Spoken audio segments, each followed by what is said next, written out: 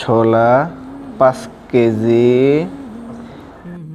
পেঁয়াজ 3 কেজি, মুড়ি 3 কেজি, বেসন 2 কেজি।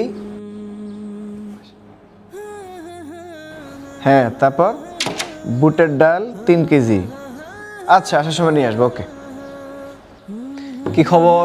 আলহামদুলিল্লাহ। কি ব্যাপার ভাই, এত বাজার সদাই, ব্যাপার কি? সামনে রমজান মাস তো, প্ল্যান করে বাজার সদাই করে রাখা, কখন কোনটার দাম বাড়ে বলা যায় না, সেজন্য আর কি। ভাই শুধু বাজার সদাই করলে হবে? আমলের প্ল্যান করতে হবে না? রমাদানে আবার আমলের কি প্ল্যান?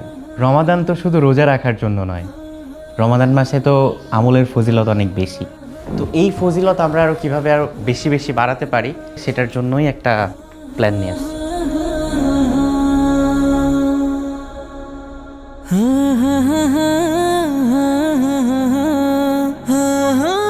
প্রতিদিন একটি আয়াত, একটি হাদিস, একটি দোয়া, একটি মাসআলা, একটি অবহেলিত সুন্নাহ এবং ইমানের ৭৭ শাখা থেকে ২ থেকে ৩টি শাখার সংক্ষিপ্ত বর্ণনা মুখস্থ এবং আমল করার মাধ্যমে আপনি আত্মস্থ করতে পারবেন ৩০টি আয়াত, ৩০টি হাদিস, ৩০টি দোয়া, ৩০টি মাসআলা, ৩০টি অবহেলিত সুন্নাহ এবং ইমানের ৭৭টি শাখা।